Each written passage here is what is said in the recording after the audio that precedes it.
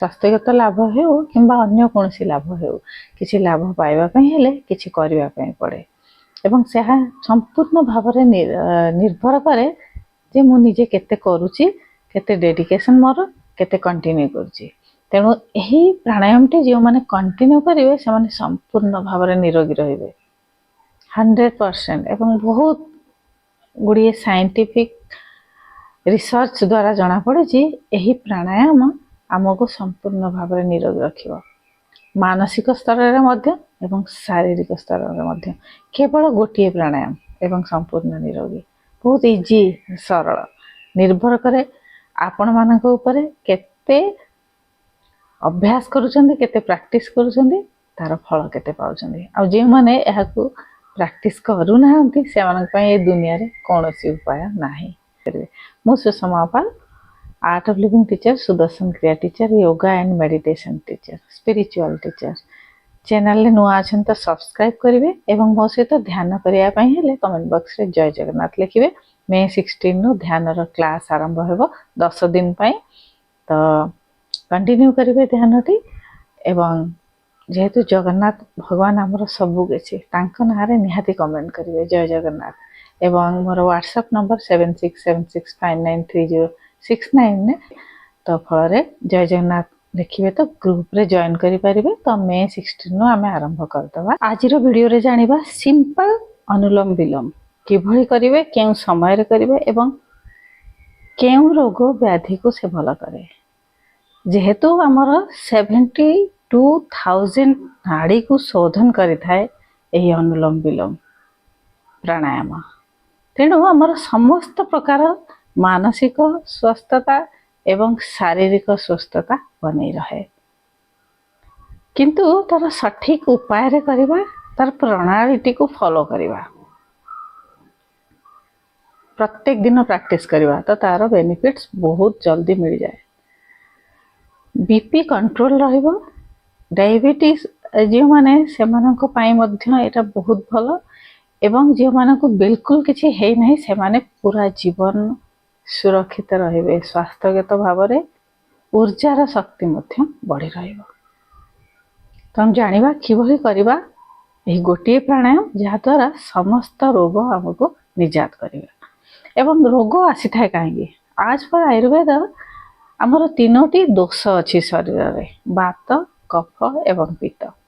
ଏହି 3ଟି ଦୋଷ ଯେତେବେଳେ ଅସନ୍ତୁଳିତ ହୁଏ କିମ୍ବା କୌଣସି ଗୋଟିଏ ବାତ ଯଦି ବଢ଼ିଯାଏ ତ ବିଭିନ୍ନ ପ୍ରକାର ସମସ୍ୟା ଦେଖାଦିଏ। କଫ ଯଦି ବଢ଼ିଯାଏ ତ ଥଣ୍ଡା ଜନିତ ସମସ୍ୟା ଅଛି, ସାଇନସ୍, ମୁଣ୍ଡବିନ୍ଧା, କଫର ଯେତିକି ପ୍ରୋବ୍ଲେମ୍, କଫର ପ୍ରୋବ୍ଲେମ୍, ଏସବୁ ବିଭିନ୍ନ କଫ ଜାତୀୟ ରୋଗ ଦେଖା ଦେଇଥାଏ। ବାତ ବଢ଼ିଯାଏ ତ ସ୍କିନ୍ ଡିଜିଜ୍, ସ୍ନାୟୁଗତ ରୋଗ ଏସବୁ ଦେଖାଦିଏ। ତେଣୁ ବାତ, ପିତ୍ତ ଏବଂ କଫ 3ଟିକୁ ବାଲାନ୍ସ କରିବା ଉଚିତ। ଏହି 3ଟି ଦୋଷ ଯେତେବେଳେ ସନ୍ତୁଳିତ ହୋଇ ରହେ ଆମେ ଆଉ ରୋଗାକ୍ରାନ୍ତ ହୁଅନ୍ତି ନାହିଁ। ସିମ୍ପଲ ଶ୍ୱାସର ତରିକା ମାଧ୍ୟମରେ ହିଁ ୟାକୁ ଆମେ ଠିକ୍ କରିପାରିବା। ବାମ ନାଡ଼ି ହେଉଛି ଆମର ଚନ୍ଦ୍ର ନାଡ଼ି ଏବଂ ଡାହାଣ ନାଡ଼ି ହେଉଛି ଆମର ସୂର୍ଯ୍ୟ ନାଡ଼ି। ତେଣୁ ବାମର ନିଶ୍ୱାସ ନେବା, ଡାହାଣରେ ଛାଡ଼ିବା, ଡାହାଣର ନିଶ୍ୱାସ ନେବା, ବାମରେ ଛାଡ଼ିବା। ଏହା ହେଉଛି ସିମ୍ପଲ ଅନୁଲୋମ ବିଲୋମ। କିନ୍ତୁ ଏହାର ଗୋଟିଏ ଆଡ଼ଭାନ୍ସ ଅନୁଲୋମ ବିଲୋମ ଯାହାକୁ ଆମେ ନାଡ଼ି ଶୋଧନ ପ୍ରାଣାୟାମ ମଧ୍ୟ କହୁଛେ। ତ ନାଡ଼ି ଶୋଧନ ପ୍ରାଣାୟାମ ଦ୍ୱାରା କ'ଣ ହୁଏ ନା, ଆମେ ଶ୍ୱାସକୁ କିଛି ସେକେଣ୍ଡ ପର୍ଯ୍ୟନ୍ତ ବାମ ନାସିକାରେ ନେବା ଏବଂ କିଛି ସେକେଣ୍ଡ ପର୍ଯ୍ୟନ୍ତ ରୋକିବା, ହୋଲ୍ଡ କରିବା ଶ୍ୱାସକୁ ଏବଂ ପୁଣି ତାକୁ ଯେତିକି ସେକେଣ୍ଡ ଆମେ ନେଇଥିବା ତାର ଡବଲ ସେକେଣ୍ଡ ଆମେ ତାକୁ ଆଉଟ୍ କରିବା। ଏହା ହେଉଛି ଅନୁଲୋମ ବିଲୋମର ଆଡ଼ଭାନ୍ସ ପ୍ରକ୍ରିୟା, ନାଡ଼ି ଶୋଧନ ପ୍ରକ୍ରିୟା। ମାନେ ମନ ଧ୍ୟାନ ଦେଇ ଏହି ପ୍ରାଣାୟାମଟିକୁ ପ୍ରାକ୍ଟିସ୍ କରିବେ, ସମ୍ପୂର୍ଣ୍ଣ ଭାବରେ ନିରୋଗୀ ରହିବେ। କୌଣସି ବି ଡିଜିଜ୍ ଦ୍ୱାରା ଆକ୍ରାନ୍ତ ହେଇଥାନ୍ତୁ ସବୁ କ୍ଲିଅର ହେଇଯିବ। କାହିଁକି ନା ନାଡ଼ି ଶୋଧନ ହେଇଯିବ, ଅକ୍ସିଜେନର ପ୍ରଭାବ ଶରୀରରେ ବଢ଼ିବ, ଶକ୍ତି ଉର୍ଜାର ପ୍ରଭାବ ମଧ୍ୟ ବଢ଼ିବ ଏବଂ ବ୍ଲଡ଼ ଫ୍ଲୋ ଭଲ ଭାବରେ ହୋଇଯାଏ। ଯାହା ବି ବ୍ଲକେଜ୍ ଥାଏ ବିଭିନ୍ନ ପ୍ରକାର ନସରେ, ଶରୀରରେ, ଅର୍ଗାନ୍ସରେ, ତାହା ସବୁ ଓପନ୍ ହେଇଯିବ। ତେଣୁ ୟୋଗା ଏବଂ ଆୟୁର୍ବେଦ ସାଇନ୍ସରେ ନାଡିକୁ ଶୋଧନ କରିବା ନିହାତି ଆବଶ୍ୟକ। ତ ପ୍ରଥମେ ଜାଣିବା ଅନୁଲୋମ ବିଲୋମ କିଭଳି କରିବା। ବିଲୋମକୁ ପ୍ରାକ୍ଟିସ୍ କରିସାରିଲା ପରେ ନାଡି ଶୋଧନ ପ୍ରାଣାୟାମକୁ ଇଜିଲି ପ୍ରାକ୍ଟିସ୍ କରି ସାରିବେ। ପ୍ରଥମେ 5 ମିନିଟ୍ରୁ ଆରମ୍ଭ କରିବେ, ତାପରେ କଣ୍ଟିନ୍ୟୁ କରି ତାକୁ 1 ଘଣ୍ଟା ଅଧଘଣ୍ଟା, ଆଉ ଯେଉଁମାନଙ୍କର ପର୍ଟିକୁଲାର କୌଣସି ବି ରୋଗ ଅଛି ସେମାନେ ତାକୁ ଦିନରେ 4ରୁ 5 ଥର 1 ଘଣ୍ଟା ପର୍ଯ୍ୟନ୍ତ ତାକୁ କରିପାରନ୍ତି। ଯେତିକି ଭଲ ଭାବରେ କରିବେ ସେତିକି ଜଲ୍ଦି ଭଲ ହେବେ। ତ ଜାଣିବା ଏବେ କେମିତି କରିବା। ଆମେ ମେରୁଦଣ୍ଡର ହାଡ଼ ସିଧା ରଖିବା ଏବଂ ଆମର ବେକର ହାଡ଼କୁ ମଧ୍ୟ ସିଧା ରଖିବା। Spine straight. ଏବେ ଆମେ ଡାହାଣ ଏବଂ ବାମ ନାସିକାକୁ ହାଲକା ଭାବରେ ଆଙ୍ଗୁଠି ମାଧ୍ୟମରେ ବନ୍ଦ କରିବା। ବାମରୁ ନିଶ୍ୱାସ ନେବା, ଡାହାଣରେ ନିଶ୍ୱାସ ଛାଡ଼ିବା।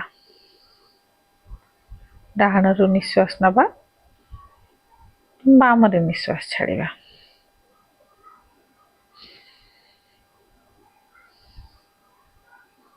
ଏବଂ ନିଶ୍ୱାସ ନେବା ସମୟରେ ଚିନ୍ତା କରିବେ ମୋର ସମ୍ପୂର୍ଣ୍ଣ ରୋଗ ଗୁଡ଼ିକ ବାହାରି ଯାଉ ଏବଂ ମୁଁ ସମ୍ପୂର୍ଣ୍ଣ ସୁସ୍ଥ। ଏଭଳି ଭାବରେ ହସି ହସି ଅନୁଲୋମ ବିଲୋମକୁ 5 ମିନିଟ୍ର ପ୍ରାକ୍ଟିସ୍ ଆରମ୍ଭ କରିବେ। ଧୀରେ ଧୀରେ ଏହାର ସମୟକୁ ବଢ଼ାଇବେ।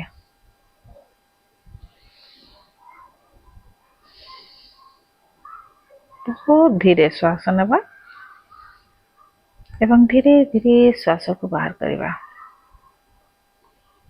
ଏଭଳି 1 ଘଣ୍ଟା 2 ଘଣ୍ଟା ପର୍ଯ୍ୟନ୍ତ ଏହାର ସୀମାକୁ ବଢ଼ାଇ ପାରିବେ, କିନ୍ତୁ ପ୍ରତ୍ୟେକ ଦିନ ଅଭ୍ୟାସ କଲା ପରେ ହିଁ ବଢ଼ାଇ ପାରିବେ।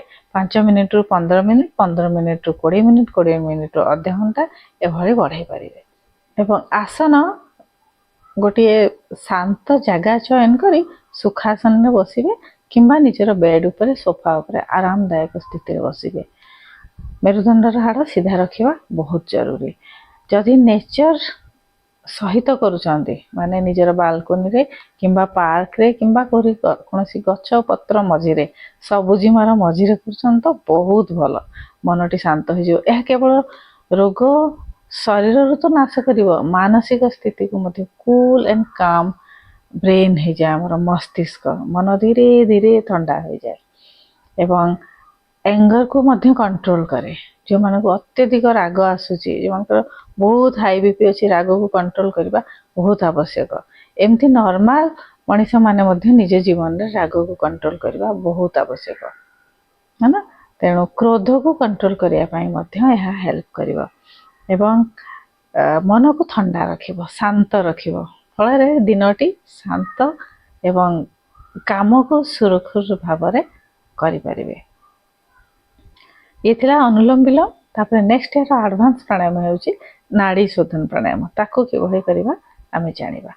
ଯେହେତୁ ଚନ୍ଦ୍ର ନାଡି ଶରୀରରେ ଶୀତଳତା ପ୍ରଦାନ କରେ, ତେଣୁ ଚନ୍ଦ୍ର ନାଡିରୁ ଆମେ ପ୍ରାଣାୟାମକୁ ଆରମ୍ଭ କରିବା ଉଚିତ, ମାନେ ବାମ ନାସିକାରୁ ପ୍ରାଣାୟାମକୁ ଆରମ୍ଭ କରିବା ଉଚିତ।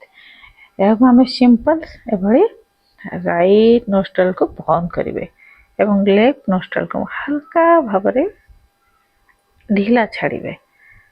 ଏଗେନ୍ ଆମେ ସିଧା ହୋଇ ବସିବା, ଚେହେରାରେ ଗୋଟେ ମୁସ୍କାନ ଆଣିବା। ଶ୍ୱାସ ନେବା ବହୁତ ଧୀରେ ଧୀରେ 20 ଶ୍ୱାସ ନେବା ବହୁତ ଧୀରେ ଧୀରେ 5 ସେକେଣ୍ଡରେ ଆମେ ଶ୍ୱାସକୁ ଭିତରକୁ ନେବା ଏବଂ 20 ସେକେଣ୍ଡ ଆମେ ହୋଲ୍ଡ କରିବା ଶ୍ୱାସକୁ ଏବଂ ଧୀରେ ଧୀରେ 10 ସେକେଣ୍ଡରେ ଧୀରେ ଧୀରେ ଶ୍ୱାସକୁ ବାହାର କରିବା।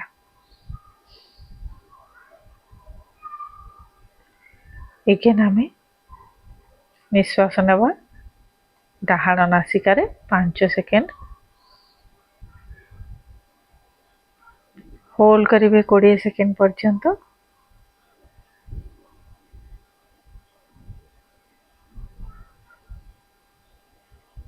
ଧୀରେ ଧୀରେ 10 ସେକେଣ୍ଡ ପର୍ଯ୍ୟନ୍ତ ଶ୍ୱାସକୁ ବାହାର କରିବେ। ଏହା ଥିଲା ଅନୁଲୋମ ବିଲୋମର ଆଡଭାନ୍ସ ପ୍ରକ୍ରିୟା, ନାଡି ଶୋଧନ ପ୍ରାଣାୟାମ। ଏହାକୁ ମଧ୍ୟ ପ୍ରତ୍ୟେକ ଦିନ ପ୍ରାକ୍ଟିସ୍ କରିବେ। ଅନୁଲୋମ ବିଲୋମ ପ୍ରାକ୍ଟିସ୍ ଯେତେବେଳେ ଭଲ ଭାବରେ ହୋଇଯିବ, देन नाड़ी शोधन प्राणायाम प्रैक्टिस करेंगे एवं श्वासर गतिविधि उपर ध्यान देवे। मन एवं मस्तिष्क रे कौन सी चिंता से बेले रखिए ना, केवल मु स्वस्थ अच्छी मु निरोग अच्छी पॉजिटिव चिंता नहीं श्वास को भीतर को नेबे एवं होल्ड करेंगे श्वास को पुणी धीरे धीरे बाहर करेंगे।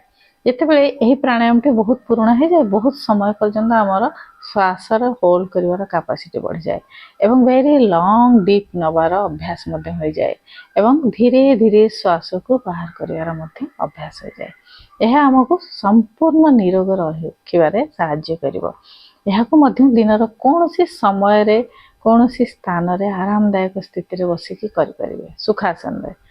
किंतु एगेन मु कहबी स्पाइन को सीधा रखिए जेहेतु ऊर्जार प्रभाव शरीर ऊपर स्तर को गति करता तेणु स्पाइन को सीधा रखिबा बहुत जरूरी।